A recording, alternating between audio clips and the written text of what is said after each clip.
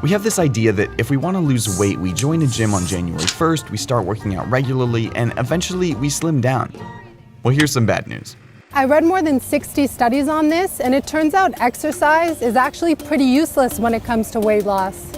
Dr. Kevin Hall at the National Institutes of Health has done some of the most important studies on exercise and weight loss.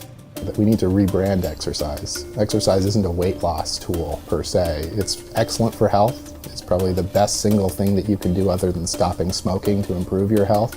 But don't look at it as a weight loss tool.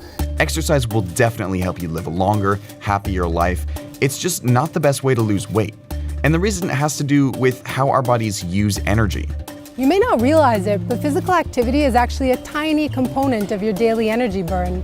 There are three main ways our bodies burn calories. These include your resting metabolism, so that's how much energy your body burns just for its basic functioning, just to keep you alive, basically. The other part of energy expenditure is the thermic effect of food, and that's just how much energy is required to break food down in your body. The third part of energy expenditure is physical activity. For most people, physical activity, that's any movement you do, only accounts for about 10 to 30% of energy use. So the vast majority of energy or calories you burn every day comes from your basal or resting metabolism, over which you have very little control. While 100% of your calories in are up to you, only about 30% of your calories out are in your control. One study found that if a 200-pound man ran for an hour, 4 days a week for a month, he'd lose about 5 pounds at most, assuming everything else stays the same. And everything else doesn't stay the same.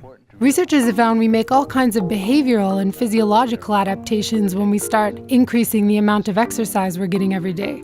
For one thing, exercise tends to make people hungry. And I'm sure you know the feeling. You go for a spinning class in the morning, and then by the time you eat breakfast, you're so hungry you maybe double the size of the portion of oatmeal you'd normally eat.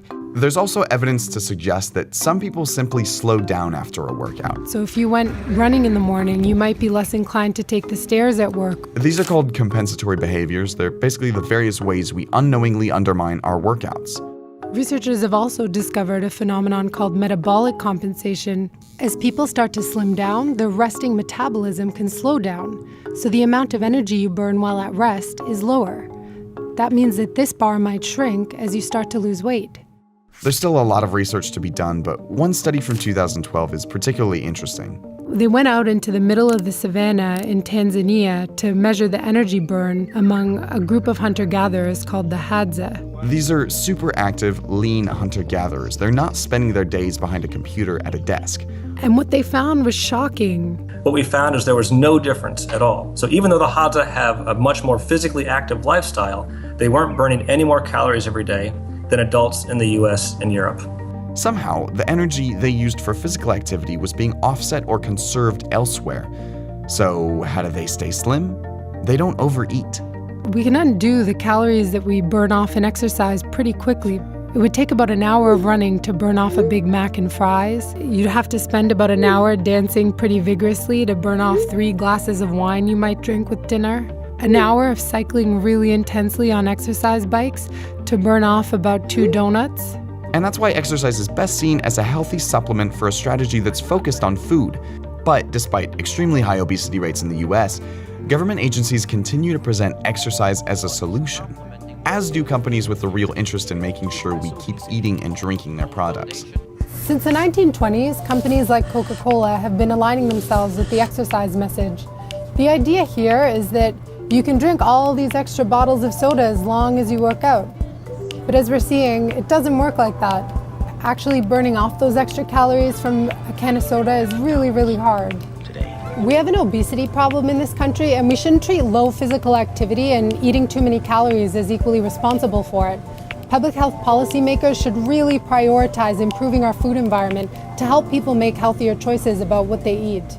It's not impossible to lose weight through exercise, it's just a lot harder. And we need to recognize how that works. If you do go to the gym, you burn all these calories. It takes you a long time to do so, and you put in a great amount of effort. You can erase all of that in 5 minutes of eating a slice of pizza. The relative magnitude is actually quite surprising, and most people don't fully appreciate that.